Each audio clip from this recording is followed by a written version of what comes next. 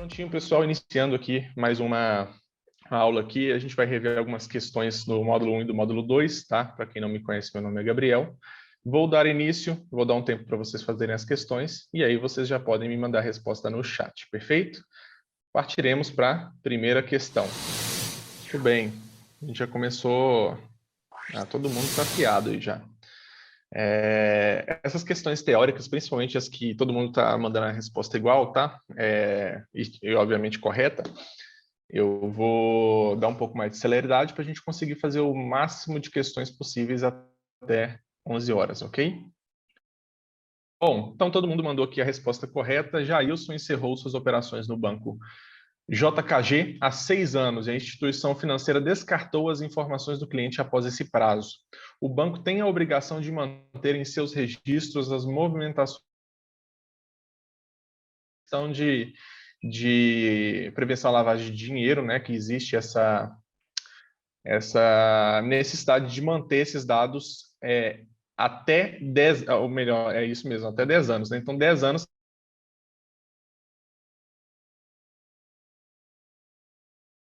término da operação. Então, não é, muita gente confunde às vezes, né, ler rápido na hora da prova, não a partir de quando o cliente abriu a conta, muita gente marca essa, é a partir do encerramento, tá? Então, fiquem atentos aí na hora de responder na hora da prova, perfeito? Mas todo mundo que mandou aqui, parabéns, acertou. Vamos partir para a questão número 2. Quem está entrando agora, pessoal, estou já indo para a questão número 2. Mandem aí no chat as respostas, somente eu consigo ver, ok? Fiquem à vontade agora para fazer a questão número 2. Então, fácil aí. Algumas divergências aí, né, pessoal, na questão da resposta. É comum essa divergência no início, mas com o tempo vocês vão pegar aí o fio da meada, né? Vamos lá, pessoal. Também questão super rápida aqui, uma questão teórica, pouco texto. É responsável por conduzir a política monetária. Né? Até para a gente contextualizar que política monetária é um conjunto de medidas, né, que o governo adota visando aí manter a oferta da economia, manter a economia de pé, né? Então existem diversos mecanismos de política monetária. E aí esses mecanismos eles são conduzidos, né? A palavra-chave aqui, ó, eles são conduzidos. Conduzidos por quem, né? Muita gente marcou a letra B, que é o CMN, aí, que é o órgão legislador, né? O órgão máximo aí do sistema financeiro. Porém, aqui está a questão, peguem a palavra, né? Essa ação, conduzir. Quem conduz é o Bacen. É ele que executa, ele que conduz a política monetária, ok? Então, muita gente confunde o CMN por essa questão, mas como a gente está falando de conduzir, de executar aqui a política monetária, quando a gente está falando de ação, de execução, a gente está falando do Bacen. Perfeito, pessoal? Quem marcou aí letra B, ok? Tranquilo, podemos seguir? O CMN, ele é um órgão normativo, né? Quando a gente vê alguma coisa mais aqui relacionada a normas, a legislação, aí a gente vai estar falando do CMN, perfeito? Pessoal que marcou a B, então, vou... depois, como eu disse, o chat, vocês podem me mandar perguntas, somente eu vou ver as perguntas, ok? Vamos para número 3. Tem alguém aqui que está aqui, que é o celular, né? Ana, aqui o chat está cortando os nomes. Ana Mourão, o iPhone é da Adriele. Então, Adriele acertou também. Elaine. Poucas divergências aqui, tá? Falei o nome aí de quem me mandou agora e quem acertou. Quem não mandou ainda pode mandar aí no chat enquanto eu leio, mas vamos iniciar também essa questão número 3 aqui.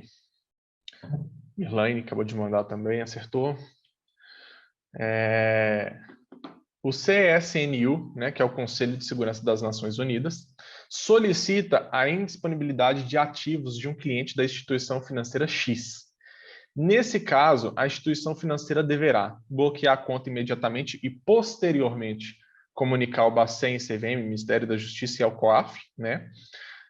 Comunicar imediatamente da Justiça COAF e posteriormente fazer o bloqueio da conta, comunicar imediatamente ao COAF, o COAF solicite bloquear a conta, ou comunicar ao cliente e solicitar a documentação para que seja enviada ao Conselho de Segurança das Nações Unidas e ao COAF, né?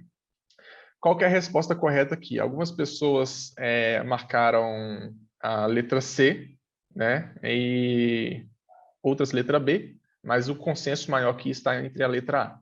Tá? Vamos falar um pouco aqui sobre a D, né? A D, comunicar ao cliente e solicitar a documentação para que seja enviada ao Conselho das Nações Unidas e ao COAF. Gente, não faz sentido isso aqui, né? Se a gente está falando aqui que a própria CSNU, isso mesmo, solicitou aí a disponibilidade de ativos, a gente vai avisar o cliente que está tendo um problema ali, a gente primeiro faz uma ação, né? Então, a letra D aqui a gente já descarta. A letra C, comunicar imediatamente ao COAF e, caso ele solicite bloquear a conta, da mesma forma, pessoal, primeiro, para depois que seja tomada uma ação, o cliente já pode tomar alguma medida ali durante esse processo, então não faz sentido também. Então, a gente fica entre comunicar imediatamente, né, aos órgãos e posteriormente fazer o bloqueio, ou o inverso, que é bloquear primeiro para depois comunicar. Vejamos o que fala aqui a lei, né? O Conselho de Segurança das Nações Unidas, ele tem esse cumprimento que é um acordo estabelecido mundialmente, né? E cada país tem uma lei ali para que execute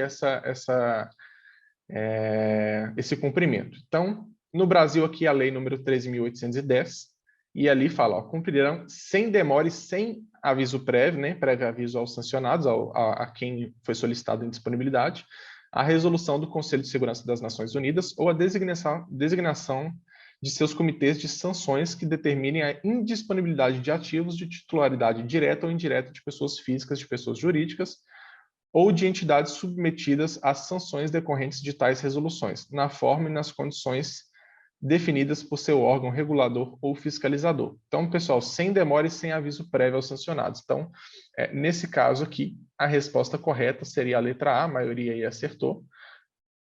Entenderam por que não é a letra B? Primeiro a gente precisa fazer o bloqueio e depois fazer as comunicações, ok? Perfeito, pessoal? Sigamos aqui para a questão número... Teremos muitas questões aqui hoje, pessoal, de lavagem de dinheiro, né? Prevenção à lavagem de dinheiro, tema super importante. Sempre cai questões importantes aí na prova e é importante a gente estar bem afiado aqui, ok? Bom, pessoal, vamos resolver aqui a questão. Essa é boa, hein? Essa maioria errou. Mas vamos lá. Bom, analise as seguintes situações. A gente tem 3 alternativas aqui, a gente vai validar, né? Quais dessas operações que são suspeitas de lavagem de dinheiro. Beleza, pessoal? Então, ó, questão, a opção número 1, né? Uma pessoa, através de procuração, contas correntes, deposita 8.000 em cada uma delas, ok? Primeiro que, se a gente fosse resolver essa questão, pessoal, Mirlane, muito bem, acertou. Se a gente fosse resolver essa questão, estava fácil. A 1 a gente já poderia considerar, porque olha as alternativas. A, B, C e D, todas têm 1. Né? Então, a gente não podia descartar ela. Mas vamos no conceito aqui. Vejamos, pessoal. Uma pessoa ela abriu 4 contas correntes com CPFs diferentes e deposita 8.000 em cada uma delas. Quando a gente está falando de suspeita de crime de lavagem de dinheiro, a gente não está, né, já dizendo o que é. A gente está falando que é suspeita a operação. E o que torna essa operação suspeita? Além da movimentação de recurso, né, aqui fala que abre 4 contas correntes com CPFs diferentes. Pessoal, dependendo da situação, pode ser. Né? Às vezes é uma empresa que vai abrir a conta dos sócios e tem um procurador e pede para alguém responsável lá e abrir essa conta, sem problema algum. Perfeito? Então, até aqui tudo bem. E aí entra o que isso aqui suspeito, ok? Deposita 8.000 em cada uma delas, beleza? Conforme a lei de lavagem de dinheiro,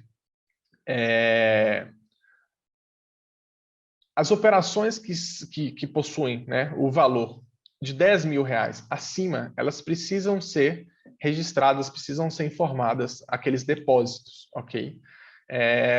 Ali fala, ó, na lei, o sistema de registro deve permitir a identificação das pessoas que realizadas com a mesma pessoa conglomerou o grupo em um mesmo mês calendário, superem por instituição ou entidade em seu conjunto o valor de R$10 mil. Então, veja bem, se essa pessoa ela depositou R$8 mil em 4 contas diferentes, ela não precisa fazer esse registro, tá? Então, torna essa operação suspeita dentro do crime de lavagem de dinheiro, tá? E aí, obviamente, tem que ser comunicado ao COAF, e aí cabe ao COAF identificar, né, se realmente se trata disso ou não. Mas a identificação, ela precisa ser realizada, perfeito? Então, por isso, a número 1 aqui seria uma operação suspeita. Agora, a número 2. 6 pessoas de sobrenomes diferentes utilizam o mesmo endereço para correspondência. Pessoal, isso aqui, primeiro, não houve nenhuma movimentação de recurso financeiro, tá?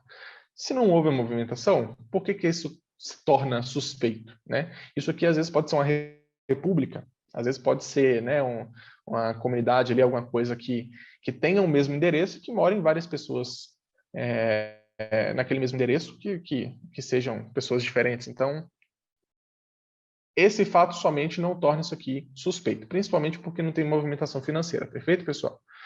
E a opção 3 também, um cliente se recusa a atualizar seus dados cadastrais e em seguida solicita o encerramento da conta. Outra coisa aqui também, não houve movimentação financeira. E pensem, pessoal, às vezes vocês têm conta num banco que nem movimentam mais, aí o banco liga para você e quer atualizar seu cadastro. Você fala assim, olha, nem quero manter essa conta, não vou atualizar dado nenhum, inclusive vou fazer o encerramento dessa conta. Qual o problema nisso? Aqui não há problema, nada que levante suspeita de crime de lavagem de dinheiro e torna a dizer, enfatizar, principalmente porque não teve nenhuma movimentação financeira. Perfeito, pessoal? Então, quem achou aí que a 2 era e a 3 era, entendeu por que não é? Podemos prosseguir? Então, só confirmando aí, quem marcou D, acertou. Essa teve muita divergência, viu, pessoal? Então, se atentem à questão da movimentação financeira. Perfeito? Vamos para mais uma, questão número 5. Questão número 5 aí, já começaram a chegar algumas respostas. Deixa eu ver aqui, começou a bombar o chat. Mirlane, acertou. Esse iPhone aqui, Driele acertou. Carla, Natália, Matheus, Ana, Julie,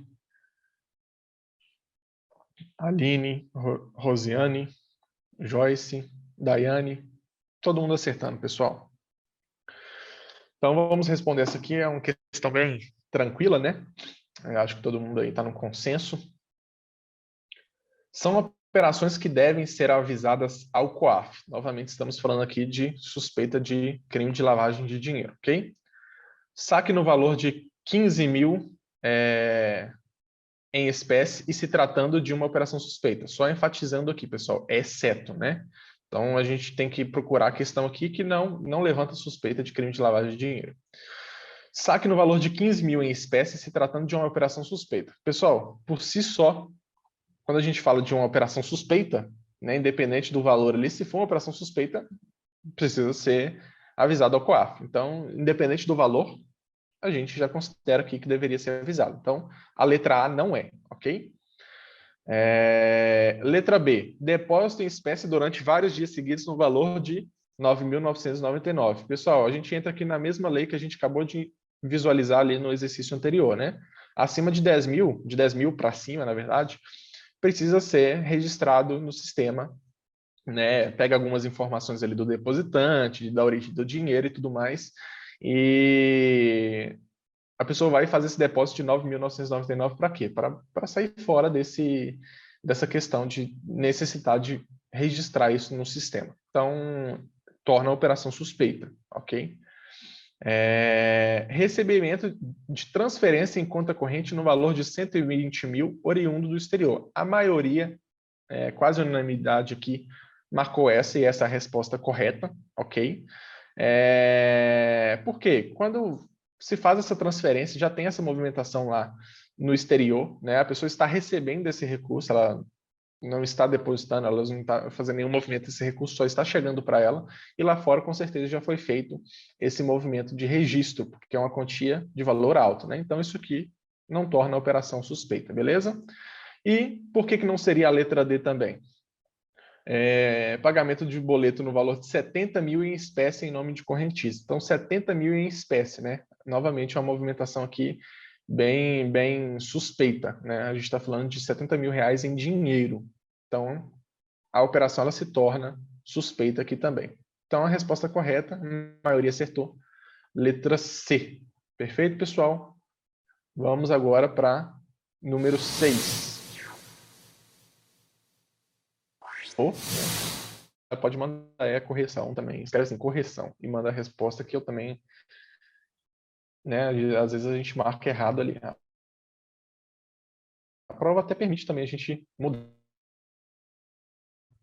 Irlane mandou aí, tá? A prova também permite a gente mudar. Só depois que a gente finaliza a questão, a prova que não é mais possível, né? Mas se você quiser, ficou com dúvida, quiser voltar na questão, tem como você marcar, inclusive. Tem uma opção de você marcar a questão para você voltar nela no final, para rever ela, tá? Então, quem gostar aí pode utilizar esse recurso na prova.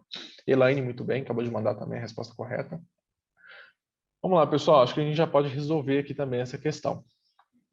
Bom, são investidores qualificados, né? Instituição financeira, consultor de valores imobiliários, pessoa natural que tenha sido aprovada em certificação ou exame, né, de qualificação técnica. Está correto o que se afirma em... Vamos ver. Primeiro, gente, de onde que a gente tira essas informações? Existem diversos normativos, né, dependendo do assunto que a gente está tratando, mas o normativo que trata aqui sobre investidores qualificados é a CVM 554, beleza? Quem tiver interesse aí de dar uma lida, só jogar lá no Google que vocês têm acesso ao PDF lá com o normativo, beleza? Então vejamos, quem são os investidores qualificados?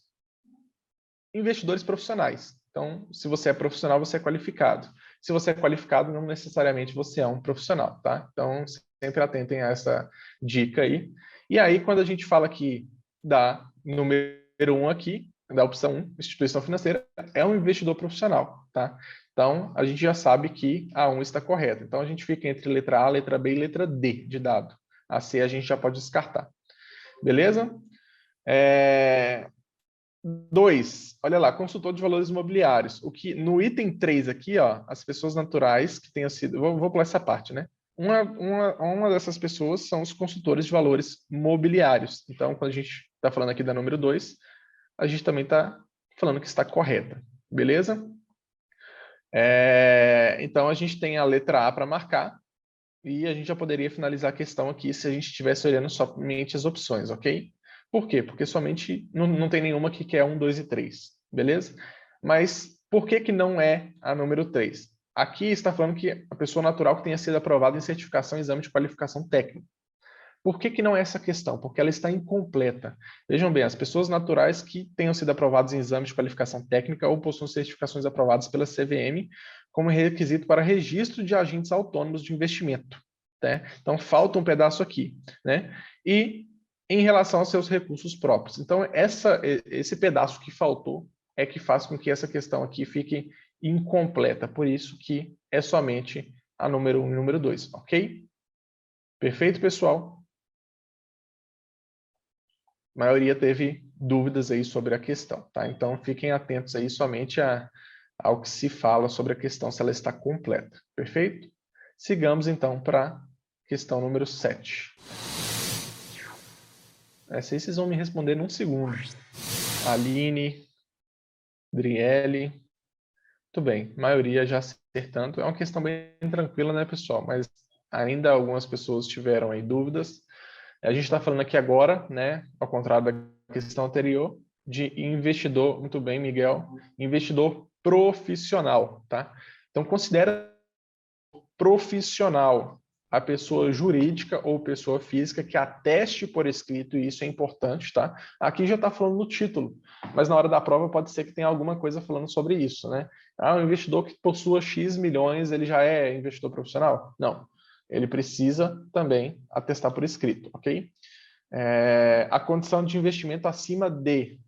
E aqui não tem nem muito o que falar, né? A gente está falando aqui de, novamente, a gente pega a CVM 554, é o valor superior a 10 milhões de reais. Algumas pessoas marcaram em 1 milhão. Não, pessoal, é 10 milhões de reais, ok? E, reforçando novamente, e que adicionalmente atestem por escrito sua condição de investidor profissional mediante termo próprio. Perfeito? Então, existe um termo próprio que ela também precisa atestar, não somente possuir mais de 10 milhões. Perfeito, pessoal? Essa questão de atestar por escrito, ela cai na prova. Fiquem atentos. Perfeito, pessoal? Que é uma questão de conceito. Quem marcou 1 milhão aí, lembre, 10 milhões. Pode resolver aqui também a questão. Vamos lá. Mais uma questão aí de crime de lavagem de dinheiro, né? Suspeita de crime de lavagem de dinheiro. Sobre lavagem de dinheiro, podemos afirmar que depósitos de alto valor. Aqui, ó. Então, vamos lá, já vamos marcar. Depósitos de alto valor realizados em espécie para compra de obras de arte e aeronaves, né? São considerados operações suspeitas. Sim, pessoal. A gente está falando aqui de uma das, né? Colocação, ocultação e integração. A gente está falando aqui de uma das etapas do crime de lavagem de dinheiro, ok? Então, isso aqui torna a operação suspeita. Reforço, a gente não está falando que é, de fato, um crime de lavagem de dinheiro. Estamos falando que torna a operação suspeita e torna necessário ser informada ao COAF, ok? Então, a questão número 1 aqui, ela é uma operação suspeita, então a gente fica entre letra A, letra B e letra C. Quem utiliza bens e valores oriundos de lavagem de dinheiro estão sujeitos à pena de reclusão de 3 a 10 anos mais multa. A pena de reclusão a gente sabe que está correta aqui, 3 a 10 anos, ok? Mais multa. Mas o ponto da questão aqui eu acho que é informar assim, quem utiliza também, né? Quem utilizou o recurso também está sujeito? Sim, pessoal. A lei aí que trata do crime de lavagem de dinheiro, né? 9.613 de 1998, ela enfatiza isso, que não somente quem está praticando ali, mas também quem está utilizando do recurso está sujeito aí à pena e reclusão de 3 a 10 anos mais multa. Perfeito, pessoal? Então, também está correta. Então, a gente fica entre B e C. E a terceira, empresas que negociam imóveis, joias e administradoras de cartão de crédito estão sujeitos à lei de lavagem de dinheiro. Pessoal, também está escrito dessa forma lá na lei, tá? Então, essa operação também se torna verdadeira, essa questão. Então, a resposta certa, maioria aí não acertou, então fiquem atentos, é a letra C. Quando a gente estiver falando aqui, pessoal, de imóveis, joias e administradores de cartão de crédito, isso está enfatizado lá na lei, também é suspeito, ok? Negociar imóveis e joias? Sim, somente o fato. Tá? Por quê? Porque é uma regra que está na lei, né? Uma lei, então precisa ser cumprida. Então, está sujeito ao crime, a suspeita de crime de lavagem de dinheiro. Perfeito? Vamos para a questão número 9. Também. Brasileiro, pessoal. Sistema criado para transferir fundos entre bancos de um mesmo conglomerado. Sistema criado para a realização de DOCs para valores superiores a 5 mil, letra B. Letra C é a transferência próprio e de terceiros realizada entre bancos em tempo real, com o objetivo de reduzir o risco sistêmico. E letra D, criado para gerar o risco de crédito das instituições ao custodiar todos os CDBs emitidos por essas instituições. A maioria aí marcou a letra C, a gente teve uma marcação de letra A aqui, vamos ver a letra A. Sistema criado para transferir fundos entre bancos de um mesmo conglomerado. Talvez ela seja o complemento aqui da C, mas a C está mais completa que a resposta correta. Então, é não somente de um mesmo conglomerado, ok? A resposta correta é a letra C, é a transferência de fundos, né, de fundos próprios e de terceiros, que aí já sai do grupo conglomerado, bancos em tempo real, reduzir o risco sistêmico. Então, está correto a letra C, pessoal. A maioria aí marcou correto. Imagino que tenham entendido por que não é a letra A, ok? Sigamos aí, então, para a questão número 10. A letra B aqui, né, criado para realizar DOCs de valor superior de 5.000, não é muito, né, não tem a ver aqui com o que é o objetivo. E sistema criado para gerenciar riscos de crédito das instituições ao custodiar CDBs. Não é esse o objetivo do SPB, né, pessoal? Então, sigamos aqui para 10. Opa, uma questão de cálculo aí, hein, pessoal? Essas de cálculo eu dou um tempinho a mais para que sejam feitas. Pessoal, essa aqui vai dar dúvidas, hein, pessoal? Não deixem de mandar no chat se ficar com dúvida. Vamos ver quem marcou corretamente. Julie marcou corretamente. O pessoal que falou que esqueceu aí de um detalhe da questão e vai refazer, pode refazer. Vou dar mais um minutinho. Esse é um ponto importante. Disseram aqui no chat, ó, fiquei com a seguinte dúvida: 12.000 financiado ou 12 menos 8? Ponto importante da questão. Vou explicar na hora da questão, tá bom? Só para dar tempo aí do pessoal que está refazendo aí o que está terminando de fazer e mandar. Ana Rita acertou também.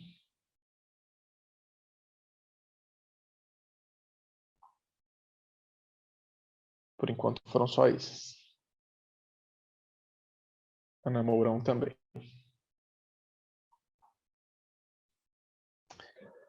Bom, acho que dá tempo aí, deu tempo de fazerem a questão. Vamos responder aqui então, pessoal. A maioria já mandou no chat aí.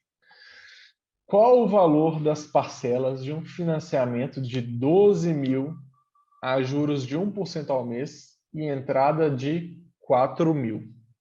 Então vamos lá, pessoal. Primeiro ponto, entenda que a gente está falando aqui que há uma entrada de 4.000. A gente não está falando que a primeira parcela, isso muda aí muita coisa da questão. Então vamos lá. Primeiro ponto, qual que é o valor financiado, pessoal? Foi o que foi perguntado por um colega aqui, na verdade uma colega aqui no chat.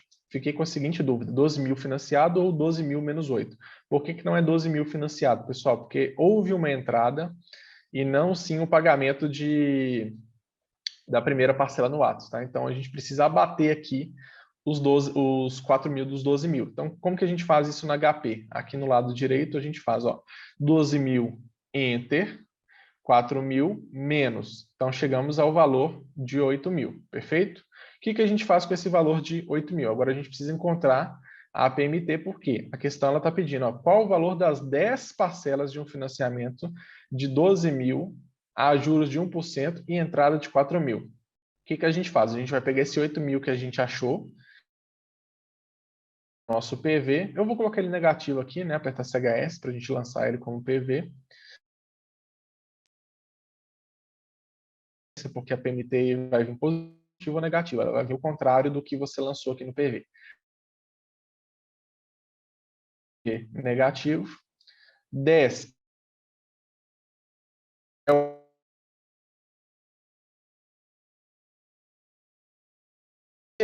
está ao mês e as parcelas mais, eu não preciso fazer nenhuma conversão de taxa, tá, pessoal? Mas é bom atentos porque pode, dependendo da questão, vocês precisam fazer a conversão de taxa. De 1% ao mês, a gente lança no I, que é a nossa taxa, a nossa PMT, 844,66.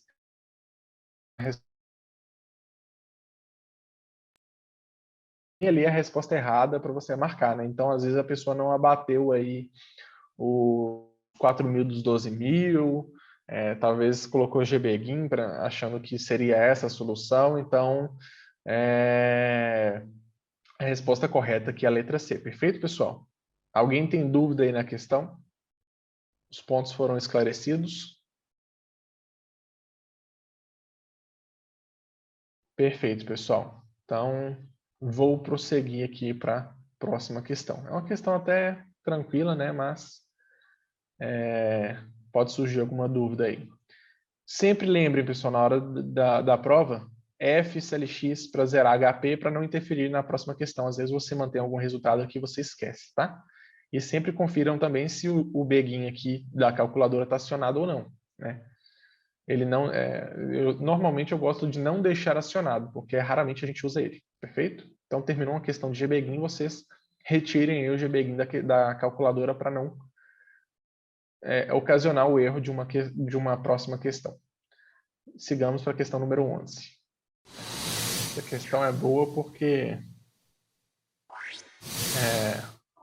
eu vi que o Davi já mandou lá no grupo, né? Já fez vocês raciocinarem um pouquinho a respeito dessas movimentações no sistema financeiro, né? Então, na economia. Então, a gente vai reforçar isso aqui, vai exercitar um pouco mais. Bom, pessoal, então vamos lá. Rosiane mandou também aqui agora.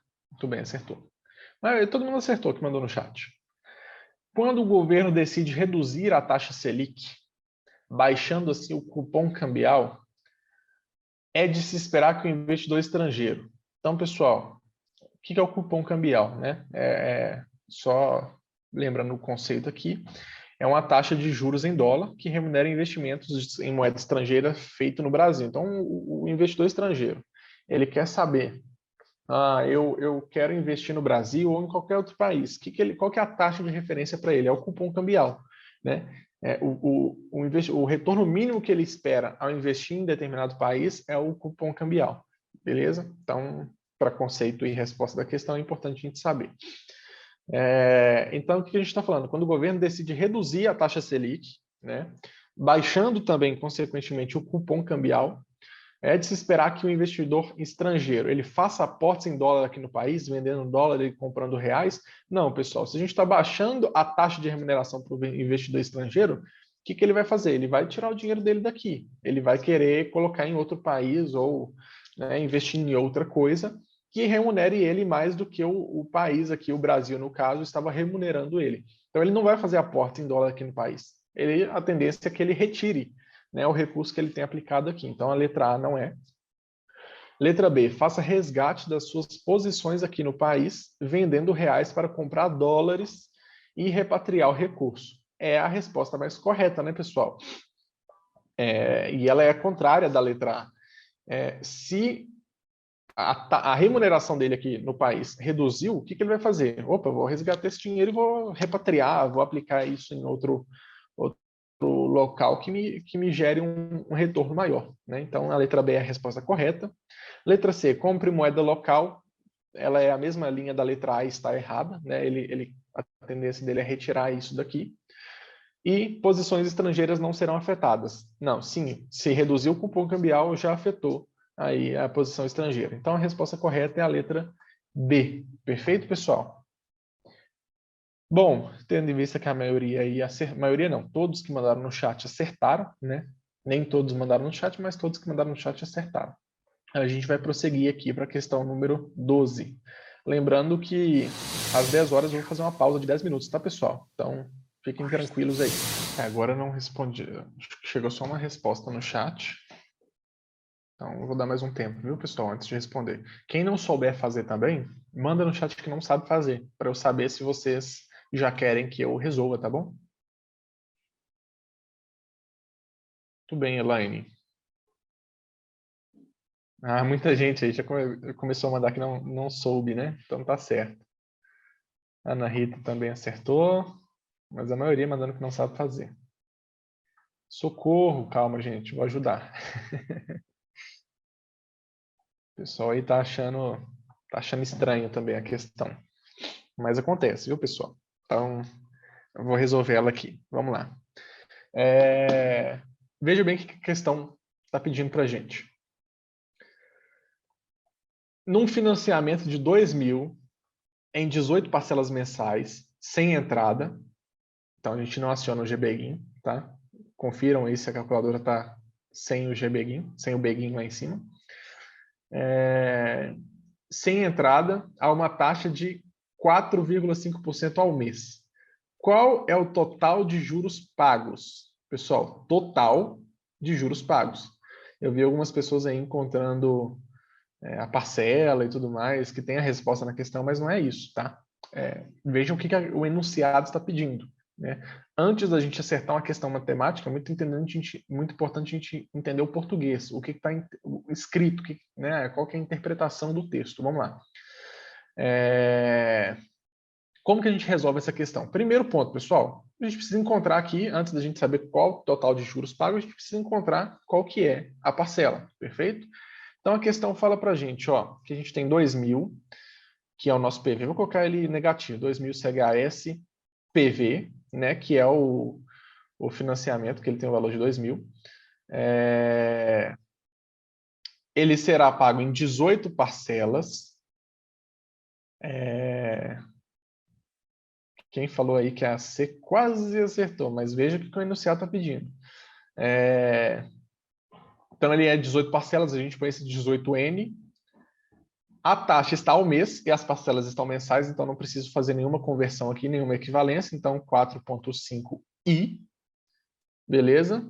E aí a gente quer saber qual que é a parcela. Tá? Então, esse valor de financiamento será a parcela. Já explico por que não pode chamar o FV, viu, pessoal? Já explico a diferença. Então, a gente chamou a parcela aqui. Então, vamos dizer, o que eu posso financiar por R$2.000? Um celular, talvez. Então, eu vou comprar um celular em 18 meses. Tá? Então, se eu for lá e pegar um empréstimo para isso, ou financiar esse celular, né, se isso é possível, eu vou pagar 18 parcelas de R$164. Perfeito, pessoal? Então, como que você, na sua vida ali, você ia verificar quanto que você está pagando de juros, tá? O que a gente pega? A gente pega esse resultado que é o 164, né? E a gente multiplica ele por 18 vezes. Eu vou saber quanto que eu estou pagando no celular. Então, se minha parcela é 164,47, eu vou dar um Enter e vou fazer aqui 18 vezes. Eu vou encontrar o valor de R$2.960,53. Algumas pessoas marcaram a letra C. Não é isso que a questão está pedindo, tá? Ela está pedindo os juros pagos. Então, peraí, pessoal. Se eu paguei nesse celular R$2.960,53, mas ele me custa R$2.000, o que eu preciso fazer, pessoal? É só eu subtrair os 2.000, que é o valor do telefone, né? Que aqui na nossa questão a gente colocou que é um telefone. Então vamos lá. 2.960,53, Enter, 2.000 menos 960,53. Beleza? Então a resposta correta aqui para a questão é a letra B, e eu vou explicar por que a gente não pode fazer por FV. Veja bem, pessoal, aqui a gente está falando de uma amortização, a gente está falando de um financiamento, que há amortizações mensais ali, tá? Então, se eu quero saber quanto que eu paguei, eu não posso colocar em FV. O FV a gente trata aqui quando a gente trata investimentos. Por quê? Porque ali há aportes sendo feitos, tá? E sendo acumulados, né? Então, juros compostos, a gente está falando que todo mês eu aporto um recurso e o recurso que eu aportei no mês 1 rendeu, no mês 2 ele rendeu junto com o mês 1 e com o rendimento dele, que é os juros compostos, juros sobre juros, né? E aí o FV ele nos traz esse rendimento, esse valor futuro de forma composta, tá? Aqui a gente não está falando de investimentos, aqui a gente está falando de um financiamento que a gente está pagando. Então, como que a gente encontra quanto que a gente vai pagar no total? Não é pelo FV, é pela PMT. Primeiro, eu preciso encontrar minha PMT. Eu vou lá, encontrei minha PMT, 164,47, e multiplico pelas parcelas. É assim que eu faria se eu fosse financiar um carro, né? Eu tenho lá meu carro, eu quero saber quanto que eu estou pagando no total. Eu pego o que eu tenho de parcela hoje e multiplico pelo quanto que falta, né? Ou multiplico pelo total para saber quanto que eu estou pagando no total. É assim que funciona, né? Com investimento a gente não faz isso, tá? Então, é por isso que a gente não utiliza o FV nessa questão, beleza? Muitos aí erraram, por quê? Porque chegaram na letra D, que é 164, e chegaram na letra C, que é 2.960. Mas o enunciado está pedindo juros total. Então, é a letra B, ok? Então, prestem atenção aí no enunciado, viu, pessoal? Mais dúvidas aqui? Mais dúvidas, pessoal? Ok, então sigamos.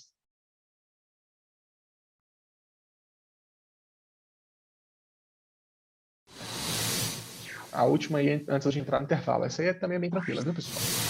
Então, o colega mandou aqui, ó, eu achei que se eu achasse o PV, o FV me daria os juros total. Não, não vai te dar os juros total. Dessa forma mesmo, multiplicando aí a PMT, beleza? Bom, maioria investidor, né? Muito bem, Aline. Segundo o Código Ambima para o mercado, qual o valor de referência para que um cliente seja considerado private? Beleza, pessoal? Isso aqui é conceito mesmo, pessoal. Existe também, né, um normativo da Ambima que trata desse ponto de clientes privates e o valor a ser considerado é 3 milhões, tá? Não confundam aí com investidor profissional, que é 10 milhões, alguns marcaram a letra A. Tá? Então, não confunda aí com investidor profissional. Aqui a gente está falando de clientes private, perfeito? Então, eles precisam aí ter o valor de referência 3 milhões de reais. Beleza? Isso aqui é uma questão de conceito, só guardem aí, aprendam. Beleza? Bom, vamos lá, pessoal. Suponha que o Banco Central decida adotar uma política monetária expansionista. Política monetária expansionista. Para alcançar tal objetivo, ele diminuiria o compulsório sobre o depósito à vista dos bancos, aumentando assim o multiplicador bancário e a capacidade dos bancos de oferecerem créditos. Venderia títulos públicos dos bancos, aumentaria assim a liquidez do mercado de reservas bancárias. Aumentaria a taxa de redesconto nas operações de redesconto de liquidez aos bancos. Diminuiria a carga tributária. São as opções que a gente tem. Pessoal, a gente está falando aqui de uma política monetária expansionista. Quando a gente fala de uma política monetária expansionista, a gente está querendo dizer que o mercado ele precisa movimentar, ok? O dinheiro ele precisa circular mais no mercado. Então, como que a gente faz o dinheiro circular mais no mercado, tá? Olha a questão A. Diminuiria o compulsório sobre depósito à vista. O compulsório é cobrado ali dos bancos, né? Pelo Bacen existe uma taxa de compulsório. Então, diminuiria o compulsório sobre o depósito à vista dos bancos, aumentando assim o multiplicador bancário e a capacidade dos bancos de oferecer crédito. Qual que é o momento que a gente vive hoje, pessoal? O spread está lá em cima, a Selic está lá em cima, né? E isso é um custo que os bancos têm dentro do seu spread, que é o retorno ali que eles têm nas operações, tá? Então, quanto maior forem os custos, né, todas as taxas que eles têm ali dentro do spread deles, maior é o spread, a taxa de financiamento, de empréstimo ficam cada vez mais caras, né? Então, as pessoas elas tomam menos recurso e, da mesma forma, quem está com dinheiro movimentando na economia vai querer fazer o quê? Opa, vou lá aplicar. Por quê? Porque a taxa está alta, está rendendo bem. Então, as pessoas elas gastam menos, aplicam mais o recurso e tomam menos recursos no mercado. Isso desaquece a economia, não é uma medida expansionista, e sim contracionista, justamente. E aí, quando a gente está falando aqui de diminuir esse compulsório, é justamente o contrário. O que ele está fazendo? Ele está diminuindo esse custo dos bancos, né? Então, quando ele diminui esses custos dos bancos, os bancos conseguem, eles mantêm o spread, mas eles diminuem ali a taxa, né? Por quê? Porque eles estão, o custo deles dentro daquela taxa está sendo reduzido. Então, eles conseguem ofertar um crédito mais barato, né? Se eles ofertam um crédito mais barato, as pessoas tomam mais recurso, e aí movimenta mais o mercado. Então, isso aqui é uma medida, sim, expansionista, quando a gente está falando da letra A, tá? Então, a resposta correta aqui é a letra A. A letra B, venderia títulos públicos dos bancos, aumentando, assim, a liquidez no mercado de reservas bancárias? Não. Aumentaria a taxa de redesconto? Não. Se a gente, é contrário à letra A. Se a gente está falando que vai aumentar a taxa de redesconto, isso é um custo maior para os bancos. Então, não é uma medida expansionista, e sim contracionista, ok? E diminuiria a carga tributária. Alguém pode confundir aí, eu vi que algumas pessoas marcaram a letra D de dado. Primeiro que é uma política fiscal, né, quando a gente está falando aqui de uma questão tributária, né? Isso poderia talvez até fazer algum efeito, sim, na questão de movimentação da economia, né? Mas a gente está falando aqui de uma política monetária. Então, quando a gente está falando de política monetária, seria correta a letra A, ok?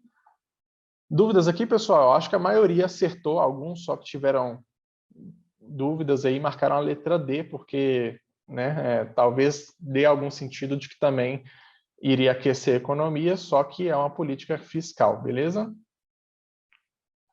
Sigamos aqui, então, para a questão número 15. Questão número 15 aí também é mais uma questão conceitual, né, do que, de fato, uma questão de cálculo, correto? Vamos ver as pessoas que já mandaram as respostas aqui. Muita gente já mandou resposta. Carla, Natália, Adriele, Julie, Ana Rita, Matheus, Aline, uma divergência. Não é a Aline, tá? É outra pessoa. Elaine, Miguel, Rosiane, Ana Mourão. Então, todos esses que eu citei o nome acertaram. Beleza? Só uma divergência aqui, é uma questão rápida também. Então, vamos lá. Uma madeireira comprou um insumo para sua produção no valor de R$ 500 e transformou esse insumo e vendeu por 1.800. Da ótica do valor agregado, quanto esta madeireira acrescentou no PIB do país, tá? Então, a gente está falando aqui de uma análise na ótica do valor agregado. Pessoal, é bem simples aqui. A madeireira, esses insumos, eles não fazem parte da produção da madeireira, né? Eles foram feitos por outra empresa, ela comprou esses insumos já pronto. Então, na ótica do PIB, do valor agregado, a madeireira, ela agregou a diferença desse valor, os R$ 1.300. Por quê? Os 500 já está ali embutido nos 1.800 e é o custo dela, tá? Então, o que ela agregou para o PIB, o que ela transformou esses R$ 500, ela transformou em 1.800, ok? Porém, a parte dela é 1.300. Então, a resposta correta é a letra B de bola. Perfeito, pessoal? Deixa eu ver aqui quem marcou. Algumas pessoas marcaram... só uma pessoa marcou C. Deu para entender aí por que é valor agregado? Sigamos... Por que é a letra B, né? Valor agregado. Sigamos, então, para a questão número 16. Bom, mais uma questão aqui de movimentação da economia, né, pessoal? Vamos ver aqui quem já mandou a resposta.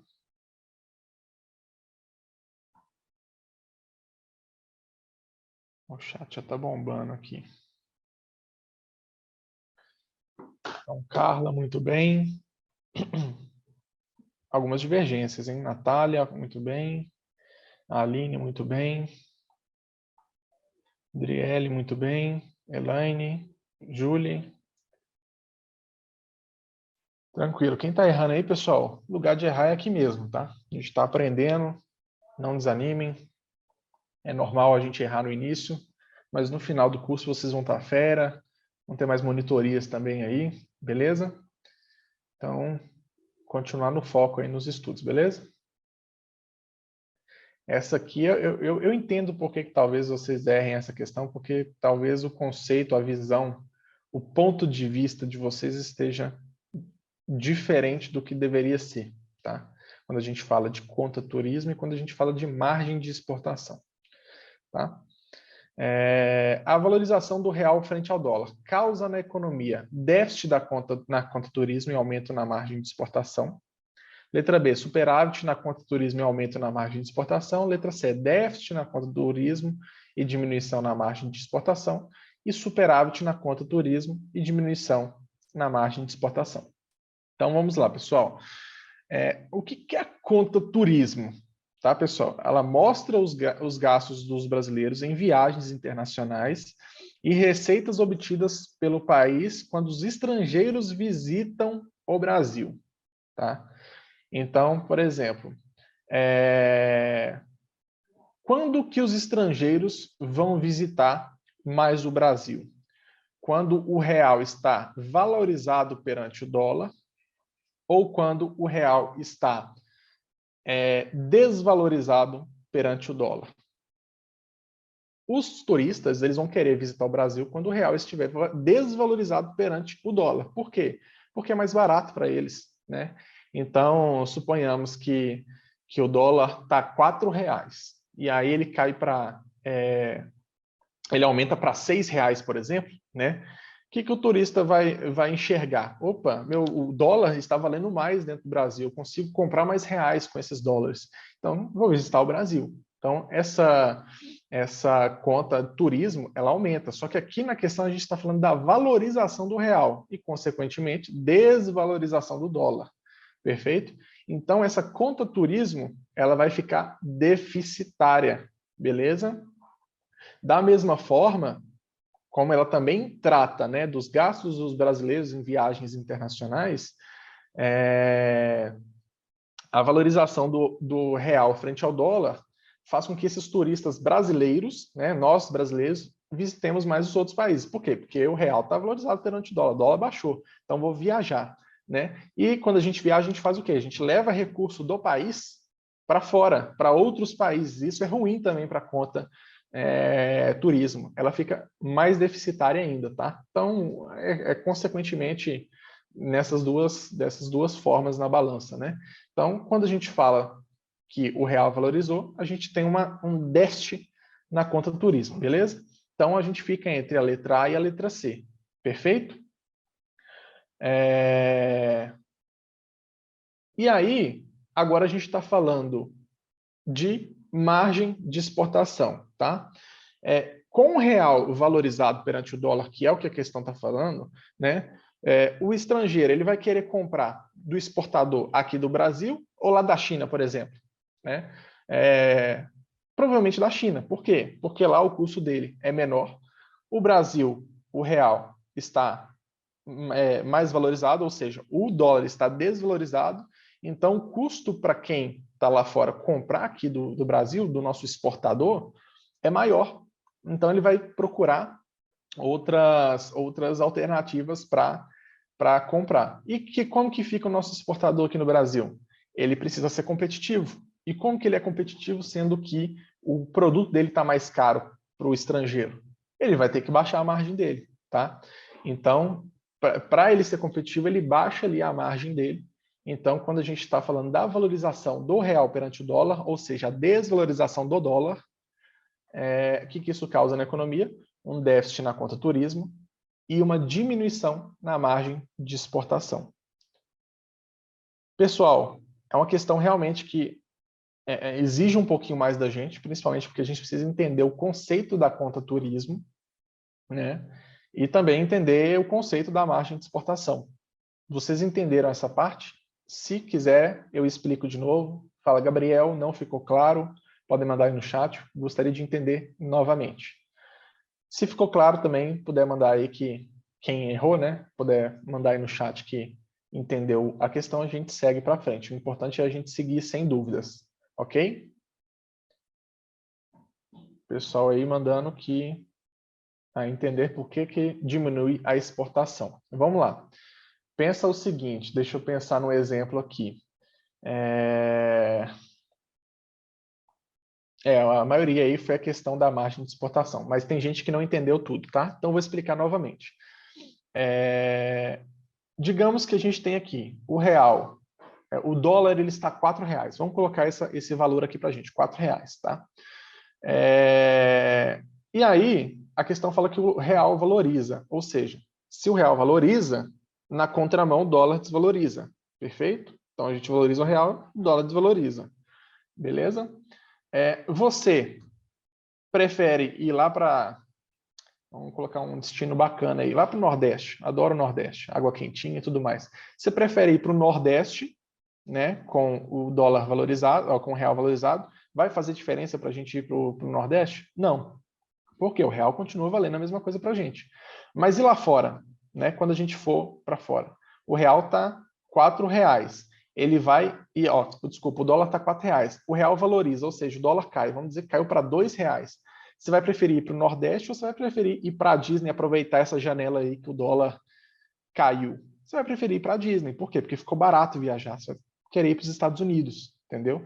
Então, quando você, brasileiro, sai para o exterior, você está levando o dinheiro daqui para fora, tá? E aí isso causa um déficit na conta turismo. E da mesma forma, o estrangeiro que traria recurso para o Brasil, ele não traz. Por quê? Porque o que ele vai preferir? Ele vai preferir viajar para outro lugar ou para o Brasil. O dólar, para ele, ele compraria, com o dólar ele compraria R$ 4, só que caiu para R$ 2 o valor do dólar. Então, com o dólar ele compraria R$ 2. Então, ficou mais custoso, mais caro para o estrangeiro viajar para o Brasil com a valorização do real. O dinheiro dele tem menos capacidade de comprar real, né? Então, ele vai preferir viajar para outros lugares ou ele vai preferir viajar para o Brasil? Para outros lugares. Ele não vai trazer esse dinheiro para o Brasil. Isso também causa um déficit na conta turismo, né? Então, por isso que a conta turismo ela fica deficitária nessa situação de valorização do real. Agora, vamos trocar aqui o foco e vamos falar da margem de exportação, que foram muitas pessoas que tiveram dúvida. Vamos dizer que você exporta café. Vamos dizer que você exporta café. Eu conheço muito de café, trabalho com aprovação de crédito para PJ e trabalhei muito no sul de Minas. Então, o café lá, a saca lá estava R$ 1.200, né? Até recentemente, dependendo do café. E aí, o importador, o pessoal compra muito café da gente no exterior, então o importador lá nos outros países, e nós brasileiros somos os exportadores, certo? O importador ele está comprando lá, o real está R$ 4, o dólar está R$ 4, ok? Então, se o dólar está R$ 4, ele está comprando café aqui da gente, está tudo tranquilo para ele. Só que aí o dólar desvaloriza, cai para R$ 2, ou seja, o que custaria para ele, vamos fazer a conta aí, né? 1.200 por 4, o que custaria para ele? $400? Vai custar mais, vai custar $800 para ele. Por quê? Porque o real está R$ 2, tá? E aí, ou seja, ele vai querer comprar café aqui da gente, que antes ele pagava $400, agora ele vai pagar $800. Ele não vai querer comprar café aqui da gente, ele vai buscar outras alternativas ao redor do mundo que sejam mais baratas, tá? Por quê? Porque o dólar desvalorizou. E aí, o nosso produtor de café, o que ele vai fazer? O nosso exportador de café, ele vai querer continuar vendendo a R$ 1.200 a saca de café dele? Não vai. Por quê? Porque senão ele não vai vender. O estoque vai ficar parado, né? E aí, o que ele faz para ele ainda assim vender? Ele vai diminuir o valor dessa saca de café, ou seja, ele diminui a margem dele para que ele consiga ser competitivo. Porque aí, onde custaria $800 para o importador lá para o estrangeiro, né? Ele baixa a margem, vai custar $600, ainda com o dólar a R$ 2, que é o exemplo que eu dei aqui. Então, ele precisa ser competitivo. Para isso, ele abre mão de margem. Beleza? Consegui explicar aí, pessoal? Dei alguns exemplos aqui para tentar ser um pouco mais claro. Mas esse é o racional da nossa questão. Perfeito? Pessoal falando aqui, confundir exportação e importação. Pois é o que eu falei no início da questão, é o ponto de vista. Vocês precisam entender quem que é o exportador, quem que é o importador, quem que é o turista, né, estrangeiro, quem que é um turista nacional. Ele abaixa a margem, mas com o dólar mais alto ele deveria ganhar mais. Aí é uma questão, justamente, mas é uma questão de volume, né? Ele ganha mais, mas ele mantém o mesmo volume que ele vendia antigamente? Se ele vendia 1.000 sacas de café, ele vai continuar vendendo as 1.000 sacas de café? Não. Por quê? Porque o importador lá fora, o estrangeiro, ele não vai querer comprar dele mais, porque está muito caro. Então, ele tem que abrir mão de margem de exportação, entendeu? Para ser competitivo. Beleza? Porque senão ele vai vender somente, né, a quantidade vai diminuir, ele vai vender com mais margem, ok, mas quem que vai querer comprar dele? Entendeu? Então, ele tem que abrir mão de margem aí para ele conseguir exportar. Mas seu raciocínio está correto, viu, Miguel? Só tem uma questão aí de demanda. Beleza, pessoal? Então, sigamos. Bacana, pessoal. Algumas dúvidas aí, mas a maioria marcando correto. O chat pipocou aqui, então eu acho que eu não vou conseguir nem falar todo mundo que acertou, não. Mas vamos lá. A taxa média das operações overnight lastreadas em títulos públicos federais pessoal, essa aqui, a maioria marcou correto, é a taxa Selic, tá? quando a gente está falando aqui das overnight, né, operações overnight lastreadas em títulos públicos federais, nossa Selic over. Então, a gente está falando aqui da taxa Selic, tá? Deixa eu ver aqui se vocês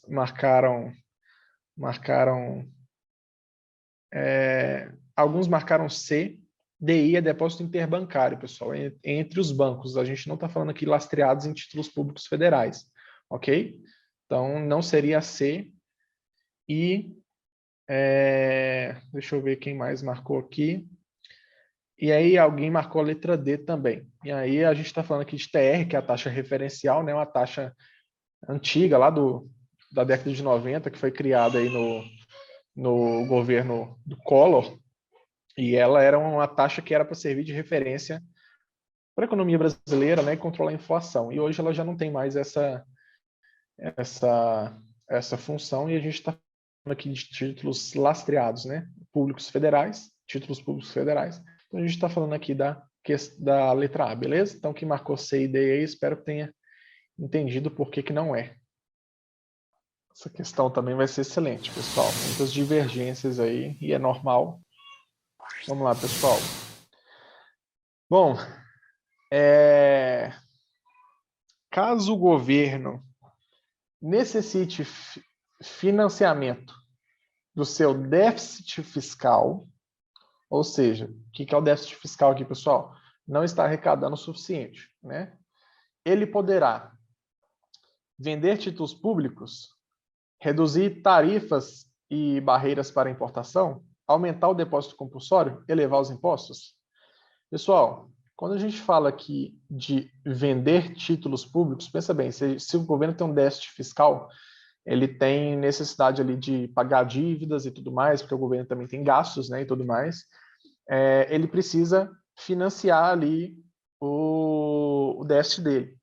O que ele faz? Ele vende títulos de dívidas dele, né? O que é os títulos de dívidas? Os títulos públicos, né? Então, vender títulos públicos, quem que está vendendo? O governo está vendendo. Então, se o governo está vendendo, alguém compra, né? Os investidores vão comprar, e esse recurso vai vir para o governo, tá? Então, a número 1 aqui, ela está correta, é uma medida que ajuda aqui o financiamento do déficit fiscal, beleza? Então, a gente descarta a letra C. Reduzir tarifas e barreiras para importação. Pessoal, se você está reduzindo tarifas e barreiras para importação, essas tarifas, elas entram na questão, no arrecadamento fiscal, né? Na arrecadação fiscal. Se você está reduzindo, você não vai contribuir né, para aumentar ali a sua arrecadação. Você vai estar diminuindo ela cada vez mais. Então, para o financiamento do seu déficit fiscal, a número 2 ela não estaria correta. Então, a gente já pode descartar também a letra A e a letra D, sobrando a letra B, que seria correta. Então, por aí a gente já conseguiria responder a questão, tá? Se a gente está falando aqui de ser eficiente na hora da prova. Mas vamos falar da questão número 3. Aumentar o depósito compulsório. Da mesma forma, a gente está falando aqui da gente reduzir a movimentação da economia, né? E isso para o déficit fiscal não é bom, porque o consumo diminui. Então, também não seria a resposta correta para financiar o déficit fiscal, né? E também é uma política monetária aqui que ela não vai atingir diretamente a questão fiscal. E elevar os impostos. Essa é bem tranquila, né, pessoal? Essa tem na A, na B e na C, que é a número 4. Elevar os impostos, você arrecada a questão fiscal, ok?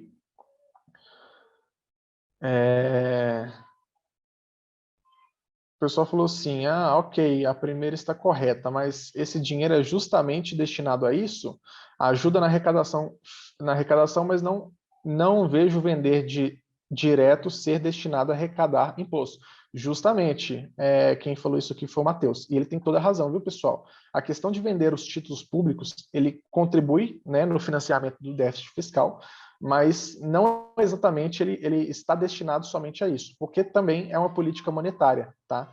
Mas ela tem aqui uma questão de vender títulos públicos, financiar todo o déficit do governo, né? São títulos de dívidas públicas, e isso contribui sim para a questão do arrecadamento fiscal, até porque também movimenta mais a economia, né, pessoal?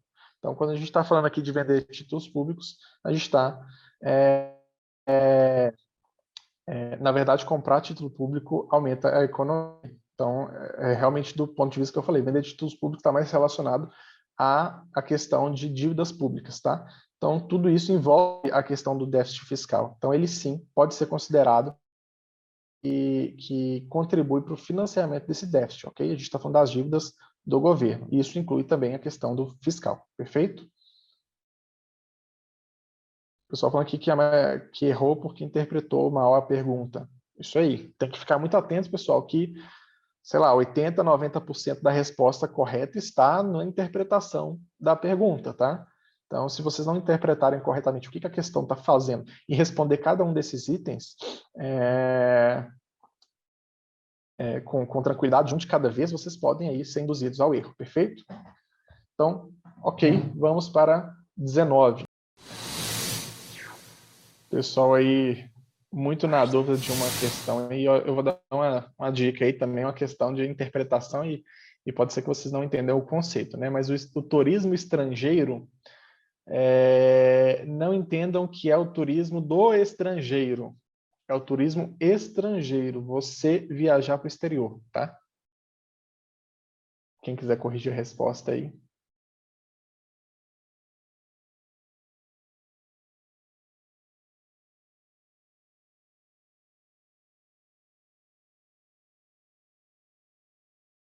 O pessoal já está mandando as carinhas rindo aí, consertando no chat.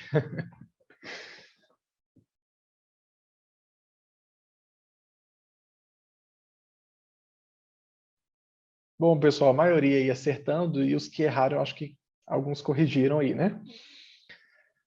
Bom, vamos lá. Em um cenário no qual existe uma desvalorização da moeda local, as consequências naturais esperadas para as importações, exportações e o turismo estrangeiro, respectivamente, é de... O pessoal até falou, poderia explicar novamente sobre o turismo? Eu vou emendar nessa questão aqui, que a gente está falando da mesma coisa, tá? Então, vamos por partes, né? Importação. Pessoal, vou explicar isso, beleza. Em um cenário no qual existe uma desvalorização da moeda local. Sempre entendam assim, pessoal, quando desvaloriza a moeda local, valoriza a outra moeda, porque como a gente sabe que uma desvalorizou? Se a outra valorizou, concorda? Então, vamos dar o exemplo do dólar de novo, que é a nossa moeda referência aqui. Então, se a gente tem o dólar a R$4, ok? Então, com R$4 eu consigo comprar um dólar. A moeda local desvaloriza, significa que o dólar valorizou. Então, o que era 4 foi para 5, para R$6. Beleza? E aí, se você compra algo, né, no exterior, você é um importador, isso vai ficar mais caro ou vai ficar mais barato para você se a moeda local desvaloriza? Vai ficar mais caro. Por quê? Porque antes o que eu pagava lá R$4, eu vou estar pagando R$6, tá? Como importador, eu estou comprando lá fora, tá? E aí, se a moeda local desvaloriza, eu vou comprar mais lá de fora ou eu vou procurar alternativas dentro do país, dentro do Brasil, tá? Eu compro, sei lá, trigo lá de fora, tá mais caro. Eu vou procurar quem produz trigo aqui no Brasil, né? Ou, vamos falar, um produto mais nacional, milho. Vou comprar milho lá de fora, eu vou comprar milho aqui no Brasil. Então, eu vou comprar no Brasil. Por quê? Porque lá fora está mais caro para mim. Beleza? Então, o que acontece no caso da desvalorização da moeda local? A importação, ela reduz. Então, a gente fica entre a letra B e a letra D. Se eu quisesse só preocupar com a resposta, a gente já sabe que se a importação diminuiu, a exportação ela aumenta. Por quê? Porque a letra B e D, a única opção é aumentar. Mas vamos pelo conceito, ok? Se o real desvalorizou perante o dólar, o importador lá fora, né, que vai comprar do nosso exportador aqui, ele vai fazer o quê? Ele vai querer comprar mais do Brasil. Por quê? Porque ficou mais barato, né? O dólar que ele tem lá compra muito mais reais do que antes, porque o real desvalorizou, ok? Então ele vai vir para o Brasil e vai falar assim, opa, o Brasil, o real desvalorizou perante o dólar, vou para lá comprar minha matéria-prima, meu produto. Por quê? Porque lá está mais barato. Então, à medida que a importação diminui, a exportação aumenta, ok? Então, é uma via realmente de cruzada, né? Se um aumenta, o outro diminui. Se o outro diminui, o outro aumenta, beleza? Então, importação e exportação, eles têm ali o sentido contrário. E o turismo estrangeiro. E aqui, novamente, aí eu vou reforçar aqui o turismo, porque uma aluna pediu. Aqui a gente não está falando da conta turismo, a gente está falando de turismo estrangeiro, significa o brasileiro indo para o exterior. Não é o turismo do estrangeiro no Brasil. Porque o turismo do estrangeiro no Brasil vai aumentar também, tá? O turismo do estrangeiro no Brasil, ele vai falar, opa, o real está mais barato do que antes, eu vou viajar lá para o Nordeste, para o Rio de Janeiro, para as praias do Brasil, né? Vou para a Bahia, Carnaval. Então, o estrangeiro ele vai querer vir.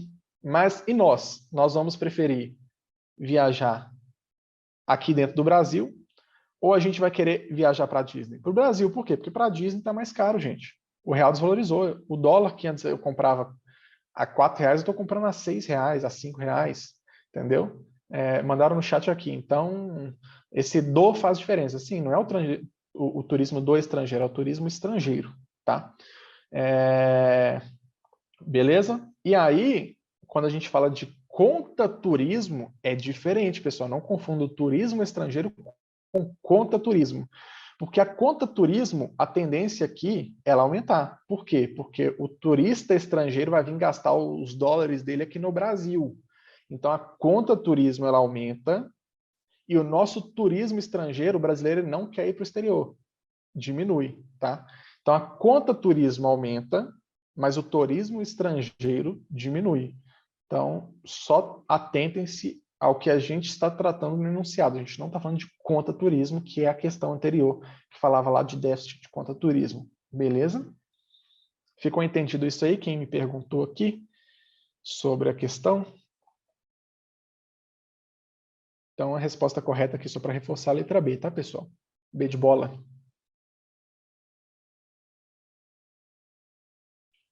Beleza, então, pessoal aí que estava na dúvida, acho que consegui sanar a questão. E aí perguntaram, se a questão estivesse falando do turismo do estrangeiro, seria o contrário, justamente. O gringo vai querer vir para o Brasil fácil, fácil aí, com dólar nas alturas. É o que a gente estava vivendo, né? As exportações do Brasil estavam bombando aí com dólar nas alturas, né? Então, beleza, vamos para a questão número 20. Opa. Aí, questão de cálculo. Essa eu vou dar 1 minuto porque é mamão com açúcar, hein, pessoal? Brincadeira, podem fazer aí com calma. Ana Mourão, muito bem. Natália, muito bem. Ana Rita, muito bem. Aline, muito bem. Elaine. Falei que essa aí ia ser tranquila. Daiane. Carla. Joyce. Muito bem. Isso aí, pessoal. Excelente. Então vamos lá, porque a maioria já está mandando chat acertando. O investidor economizou durante a sua vida o valor de R$1 milhão e vai aplicar em um CDB com rendimento de 0,45 ao mês. Esse investidor vai gastar 7.500 por mês. Em quanto tempo ele perderá todo o seu investimento? Tudo bem, Júlia. Como que a gente faz esse cálculo, pessoal? É bem tranquilo, tá? Quem não sabe aí, fique atento. O que a gente precisa dizer para a calculadora? Ó, esses 1 milhão, ele já tem, tá? Então é o PV dele. Então o que ele vai fazer? 1 milhão. Ok?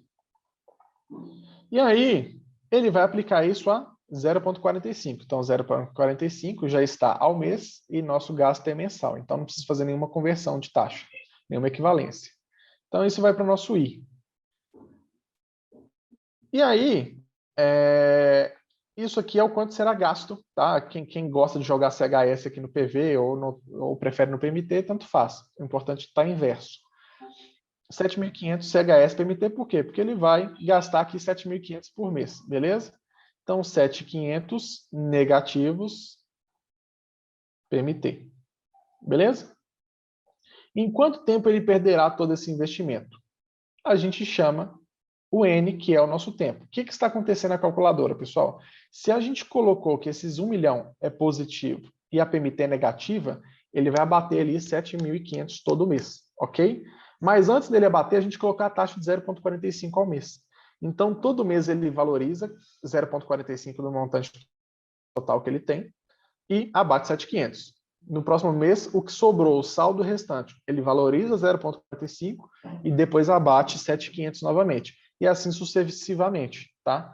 Então, por isso que é importante a gente colocar os sinais aqui trocados para a calculadora entender que a gente está fazendo aqui uma redução desse valor mensalmente. Então, a gente lança aqui o N e acha 205 meses, tá? Então, em 205 meses, valorizando um montante, o saldo, né? A cada mês a 0,45 é retirando 7.500, isso será extinguido em 205 meses. Perfeito, pessoal? Fechado. Sigamos, então, para a próxima questão.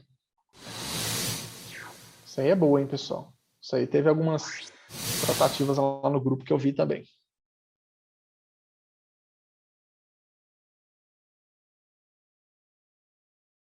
Só falando que deu errado a questão. Deixa eu ver, a Ana Rita mandou aqui também, deu... Tá correto, viu, Ana Rita? Bom, pessoal, eu vou explicar aqui. Quem está terminando de fazer aí pode terminar tranquilo. E quem não souber, a gente já vai para a explicação aqui agora, beleza? Vamos lá. O IPVA de um determinado ano tem o valor de R$ 3.300 e pode ser pago em 6 parcelas sem juros de 550, sendo a primeira paga no ato. Então, um ponto importante aí para a gente, né? Ou, se for à vista, pode ser pago com desconto de 5%. Nesse caso, qual a taxa de juro embutida na operação parcelada? Então, vamos lá, pessoal. Primeiro ponto. Opa, já puxou a resposta ali, não era para ter vindo antes. Então, primeiro ponto, olha, o que a gente precisa fazer?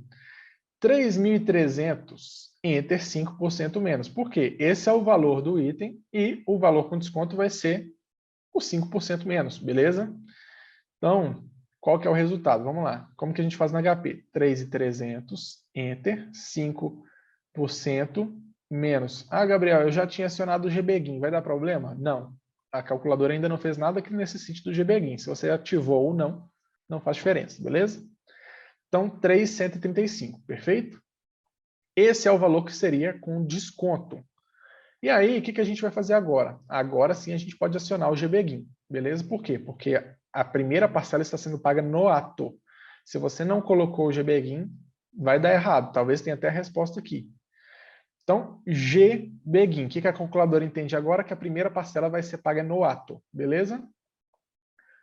Então, como que a gente vai descobrir aí qual que é a taxa de juros embutida nessa operação?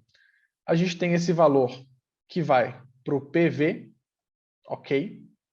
A gente tem 550, que é a nossa PMT, que a gente tem que colocar negativo aqui, porque a gente colocou o PV positivo, ou seja, eu estou tirando ali para pagar, vai ser nossa PMT, 550 negativo.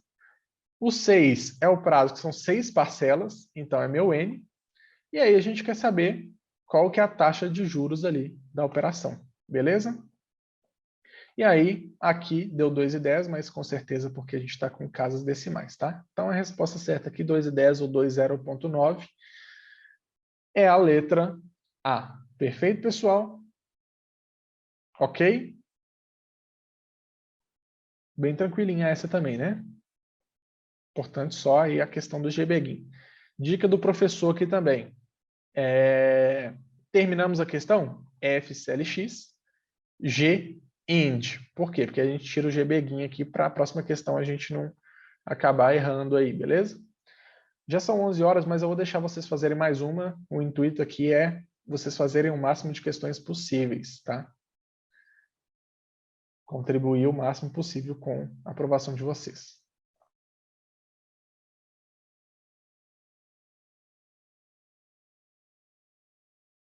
E antes de irem, pessoal, quem puder aí mandar no chat se gostou da aula, se gostaria de uma explicação diferente, se atendeu às expectativas ou não, podem ser sinceros aí no chat, porque o intuito aqui é sempre melhorar, viu, pessoal? Obrigado aí quem já está respondendo no chat.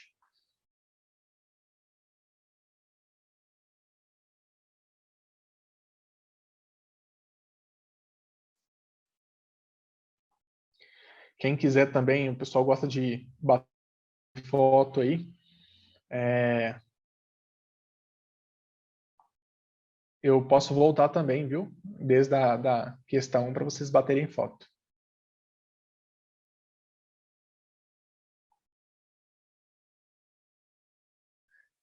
Só falando aqui, poderia ter na arte da tarde também, deve ser na aula da tarde, né? Depois vocês veem com o Davi aí. Ah, isso aí, imaginei que fosse isso.